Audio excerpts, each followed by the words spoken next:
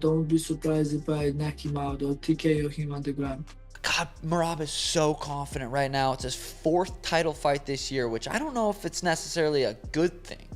I would lean more towards that being a negative than a positive as far as like all around. Okay, the great Merab Dvalishvili. Right now, it's really undebatable. This guy is the greatest bantamweight of all time, easily. Merab Dvalishvili is stepping into UFC 323 with dangerous confidence, warning fans he might KO Petr Yan. Meanwhile, before sharing his full breakdown, Luke Thomas explained that the main problem for Petr Yan was dealing with Merab Dvalishvili's non-stop pressure. He said it wasn't just the takedowns themselves, but how Merab keeps chaining attempts together and staying attached even when the first move fails. That point led him to explain whether Yan could make better adjustments next time. I mean, there was just an overwhelming flood of attempts, and the guy just, again, you can stop half of them. Even if you stop half of his takedowns, you're still giving up nearly 25 takedowns. Again, I'm just sort of speaking in proportions here. I do think there's a lot to improve on, and the big issue for me was if you can see him stop a variety of different takedown attempts that Merab tries, but even if Merab fails, he just gets to the back. Yeah. Right, and then here's Matt returning you, or he's doing other stuff where he's tripping out the post leg or whatever. So he's got all these different things where all he has to do is get a hold of you and start an offensive cycle. So do I think that Yan has better answers to maybe thwart some of that? Probably. Before focusing on fight style, Luke Thomas, Jed Meshew, and Brian Campbell talked about the current betting odds. They mentioned that Merab was an even bigger favorite earlier in the week, which demonstrates the considerable confidence fans and analysts have in his momentum. They pointed out his long winning streak and pound-for-pound recognition. This naturally leads to how Yan fits in the division and what this fight means for him. Always has it's minus 410 for Merab, plus 320 Petr. Okay, I gotta say, I'm favorite earlier in the week. I'm shocked by that. He was a bigger favorite earlier in the week. Money's come in. Despite Merab's momentum, like I said, he's on the verge of tying second for longest win streak. We're praising Islam rightfully for tying Anderson Silva there. He's pound for pound top 3, basically. I mean, the dude's amazing. Fighter of the year right now. Fighter of the year, looking to lock that up right now. Continuing the conversation, they discuss Petr Yan's recent results. They explain that his losing streak seems worse than it actually is because those fights included a DQ and 2 close split decisions. They added that Yan looked refreshed and motivated in his last performance. This sets up the next point about how his style compares to Merab's and whether adjustments could make a difference. While it's that losing streak for Yan is a little overrated when you consider the DQ loss, the 2 split decision loss, particularly that one against O'Malley. You're going to say you thought he won? I thought he had a case for it. That one's pretty close. Do you think simultaneously the 3-fight win streak is overrated, or did you see a Petr Yan who cleared his head, refreshed his body, and is looking to be at age 32 as great as we've ever seen him? I don't know that it's overrated or underrated. It's just, it is what it is. He is one of the 3 best bantamweights on earth. Later in the discussion, they explained why this matchup is tough for Yan. They said Merab's non-stop pace and constant takedown attempts create problems, even for well-rounded fighters. To beat Merab, they believe you need one strong weapon, not just balanced skills. Since Yan usually starts slow, this becomes a challenge, which leads to the idea of what changes he might need in a rematch. I think he is uniquely poorly suited to fight Merab Dvalishvili. Everyone is as going the to most lose. well-rounded bantamweight, he's poorly suited to fight him. I don't know that that's true, that he's the most well-rounded bantamweight, but like he's certainly got a case. But like, yeah, you don't beat Merab by being good at everything. You beat Merab by being really good at one thing. And like the only other, if I was trying to because I've thought about this a lot, because I would like Merab to lose. I think he's, I just straight up, I have nothing but respect for him. Like, he has accomplished an incredible amount. I do not really enjoy watching him fight that much. He's just not that interesting to me as a fighter. After analysts discussed both fighters' strengths and possible strategies, Merab Dvalishvili shared his own mindset going into the rematch. He explained how this approach this time is different from their first fight. While he was motivated and intense in the previous matchup, now he feels more relaxed and focused in technique, planning to showcase his skills while still respecting Petr Yan's motivation. Yeah, I think first fight I was very mad and super motivated to win this fight against Petr Yan, and this time I'm more relaxed and I will be more focused for technique and I will show more my skills, But Peter Yan will be more motivated. But we'll see how the fight goes. I don't think it's gonna be same fight what was the first time, and that's why everybody must watch this fight. Building on his earlier mindset, Merab talked about the specific skills he's been improving for the rematch. He highlighted how he's focused in striking, referencing his near knockout of Corey Sandhagen as an example. Merab explained that he plans to use the same approach against Peter Yan, combining precise striking with ground attacks, and warned fans not to be surprised if the fight ends in a knockout or TKO. I've been working on my striking, and as you guys saw, I cracked Corey Sandhagen. I almost knocked him out, and I'm gonna looking for same against Peter Yan, and I'm gonna focus more striking, and don't be surprised if I knock him out or TKO him on the ground. When talking about the rematch, Sean O'Malley first mentioned some details from their previous fight and how those factors matter. He pointed out the smaller cage, the high number of takedown attempts, and a possible hand injury that limited striking. His comments focused on how circumstances can influence results, which smoothly leads into his view on how this fight might play out differently now.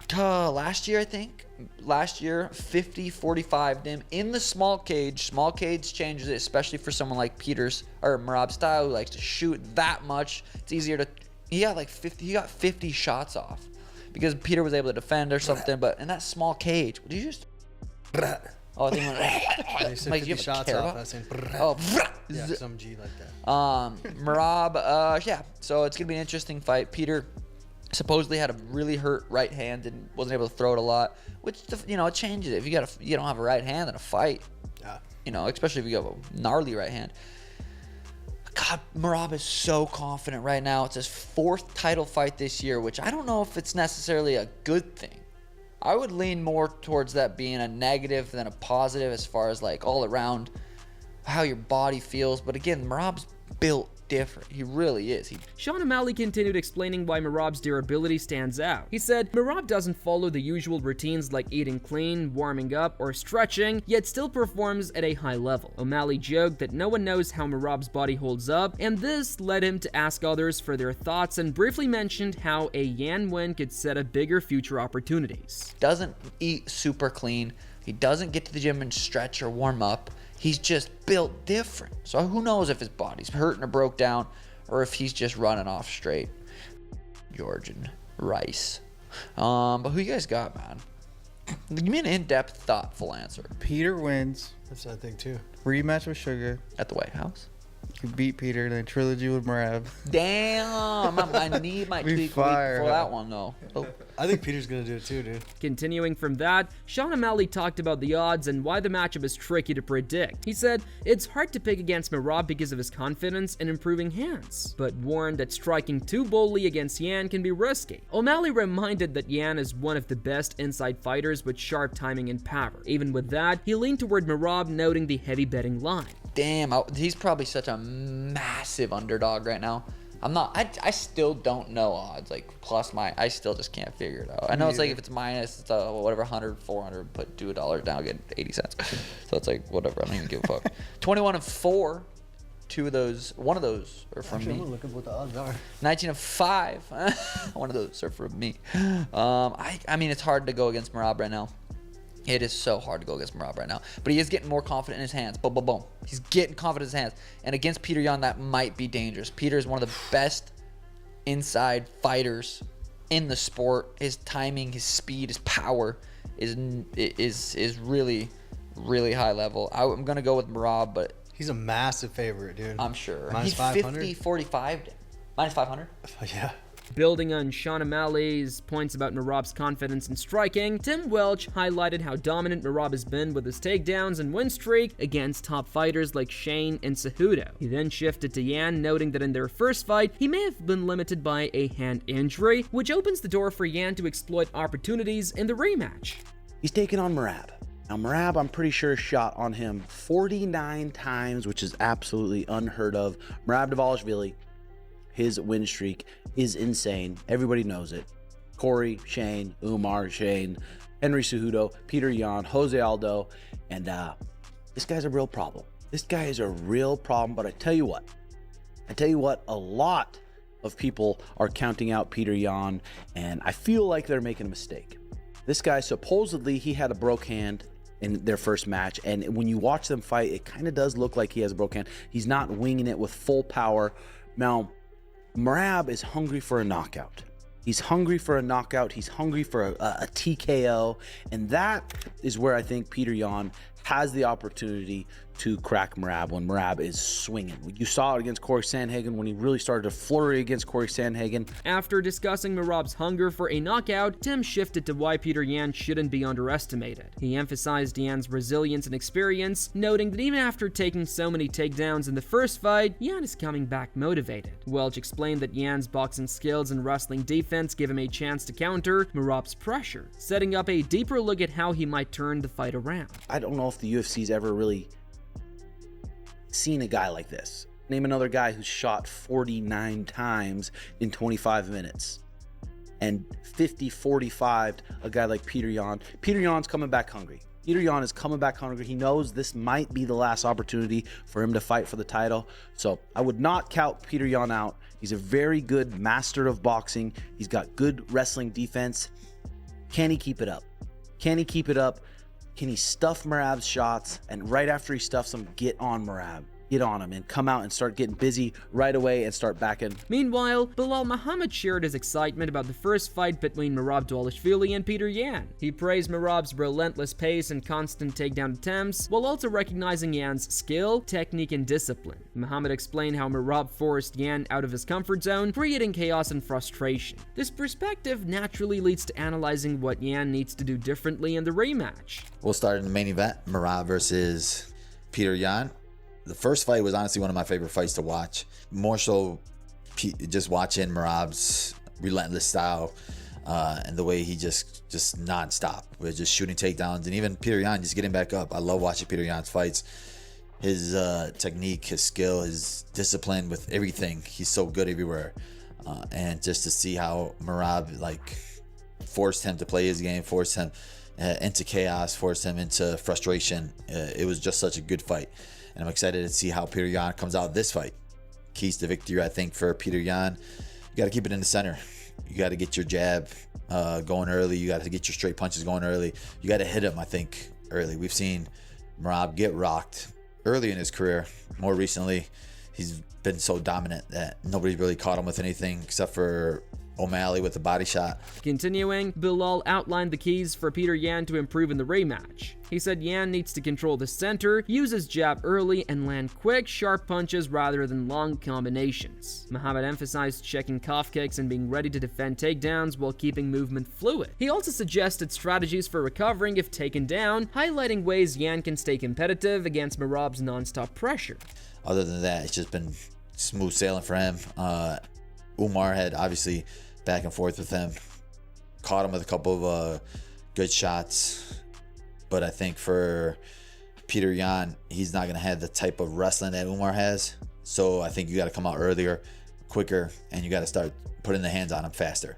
You can't let him get off to his fast pace same way he did with you the first fight. You can't let him calf kick you same way he did with the first fight. I think those calf kicks played a big part in it. So you got to check those, or you got to get out the way of those. Then you got to put your hands on them, just get off. I think 1 or 2 punches, not longer combinations, because the longer combinations are going to leave openings for Merab to go underneath and shoot on you. I think if you do get taken down, you got to pull a Corey Sandhagen, give up your back, stand up with it, and then break the wrist off that way. Furthermore, Nick Pate started by highlighting how rare it is for a champion to defend a title 4 times in 1 year, especially in such a physically demanding sport. He noted that Merab consistently goes the full fight, showing endurance and preparation. Pate emphasized that Merab's focus in both training and the cage reflects total dedication, laying the foundation for understanding his mindset and approach to competition. I think any champion that defends their belt 4 times in a calendar year in this sport, and a sport as taxing as mixed martial arts, and it's not like he's Tom Aspinall, he's not blowing people away inside the round every single time and coming out fresh as a daisy. More often than not, Merab's doing the full 25 minutes. Yeah, man, he's putting the time in inside the octagon and inside on those training mats. But You only have to watch Merab from a distance, or if you're lucky enough, be around Merab. Pete then reflected on Merab's journey from starting in construction to becoming a UFC champion. He pointed out that Merab's dedication and love for the sport have never wavered, even after reaching major milestones. Unlike many athletes who slow down after achieving their goals, Merab keeps pushing, setting new challenges for himself. This persistence helps explain why he continues improving with every fight and maintains a strong competitive edge. To get that sense from him that he's all in on this. There is nothing else going on in his life except mixed martial arts. Pretty much from day one, when he was a construction worker, when he first moved to the US and was based in New Jersey, and met up with the team, largely who he's still with now, and put that graft in. And his love and desire to succeed and passion for mixed martial arts just seems to be getting burning brighter and brighter and brighter, and that is so unusual, especially when you realize your goals. Once you become a UFC champion, chances are you've realized your goals, and now you've got to move the goalposts. Now you've got to go, right, okay, I've done the one thing basically most people I've met in my entire life said I would never do. Finally, Pete focused on Merab's mindset as a champion. Rather than feeling pressure or complacency, he thrives in competition and continuously raises his goals, whether defending his belt multiple times or chasing records. His passion grows with each fight, making him a relentless and difficult opponent. This outlook directly impacts his upcoming matchups, showing why he remains one of the most dedicated and dangerous fighters in the bantamweight division. I'm finally here now. I've got that gold around my waist. I've achieved it. I've achieved my dream. Now, what's next? Well, now what's next is, to make generational wealth. Okay. But now what? Well, I want to move the goalposts. Now I want to be the best bantamweight. Now I want to make 3 or 4 defenses. Now you start setting new goals. With Merab, he just doesn't seem to have missed a beat. It's like he's not satisfied, and he won't be satisfied. And I don't even know where this ends. I don't know whether it's multiple weights. I don't know whether it's a record defenses at bantamweight or whatever it is. Merab just seems to love the game more and more and more with every single fight, and that's unusual. The weight of the world is not on his shoulders. The crown does not weigh heavy on his head. Merab loves it, loves the game, and for me is getting better and better and better. Merab Dvalishvili versus Petr Yan isn't just another fight, it's a battle that could reshape the bantamweight division. With Merab's relentless pace and takedown expertise going against Yan's striking precision and inside fighting skills, this rematch promises to test strategy, endurance, and adaptability. Every adjustment, every moment in the cage will matter. Fans should expect high-level techniques, intense exchanges, and possibly a defining moment for the division's future. So, who do you think will come out on top in this rematch? Merab Dvalishvili's non-stop pressure or Petr Yan's sharp striking? Drop your predictions in the comments below.